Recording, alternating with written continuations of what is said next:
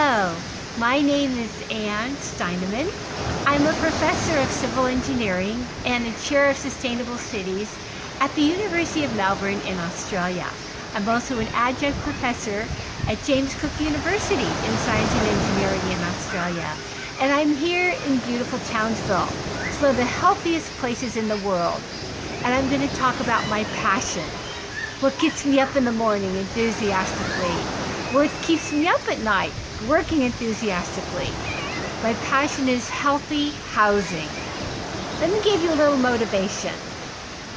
Most people may not be aware, but most of all human disease is related in some way or another to our environmental exposures.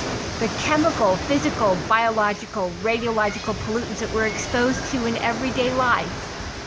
Also, what most people are not aware of is that most of our exposure to these pollutants that affect human health happens in environments that we think are safe. Our indoor environments, our homes, our schools, our healthcare facilities, our workplaces. Now, the major culprits of pollutants are also these products that we think are safe, our everyday consumer products. Cleaning supplies, air fresheners, laundry products, household items, and our building materials, things that we use to build our homes, and the furnishings inside our buildings. Now, part of the paradox is that you wouldn't know about these exposures to pollutants. You don't know what you're actually being exposed to because these everyday products and building materials are not required to disclose all of their ingredients or their emissions. Now, if you look at the label or the material safety data sheet, you may see some ingredients, but as my research has found, that's only a few percentage of all ingredients. So the general public has no way of knowing what they're really being exposed to. Foods and drugs do need to list all chemicals, with the exceptions of flavors and fragrances. They don't need to list all of those chemicals. And certified organic food does mean something. What I'm talking about are these products called green, organic, all natural that are related to consumer products. There's virtually no regulation of the term.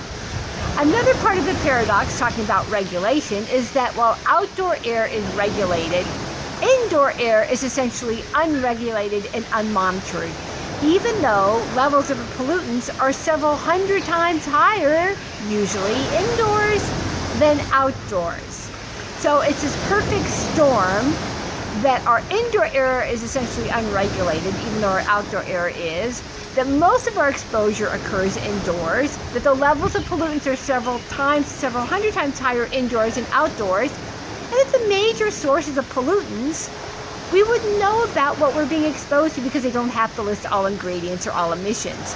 And terms such as green, organic, all natural don't really mean anything. And also, while green buildings may be very good for energy efficiency, they don't necessarily guarantee good indoor air quality. So you may have a green building that's good for energy efficiency, but not good for human health.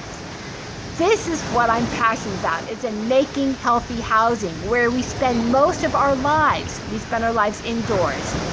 And a project that I'm working on right now that I'm very enthusiastic about is a collaboration with Finlay Homes, so Darren Finlay, and with Innovation House and Rowan Blizzard, and it's funded by CSIRO, and that's working with the University of Melbourne, and we're developing the tropical, sustainable, healthy, energy efficient tiny house.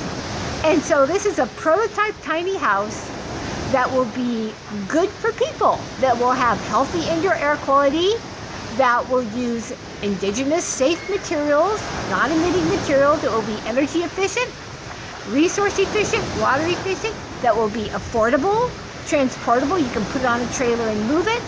So it's something that anyone can have, and it will be a house. It's something that will be affordable, that's healthy, that's efficient, and that's sustainable.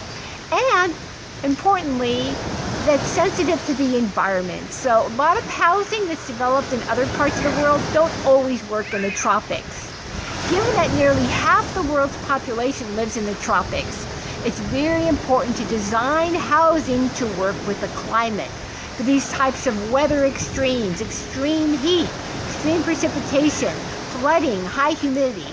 That's why I'm here in Townsville, working with Finlay Homes and with the project with CSRO and the University of Melbourne to develop model tropical sustainable housing.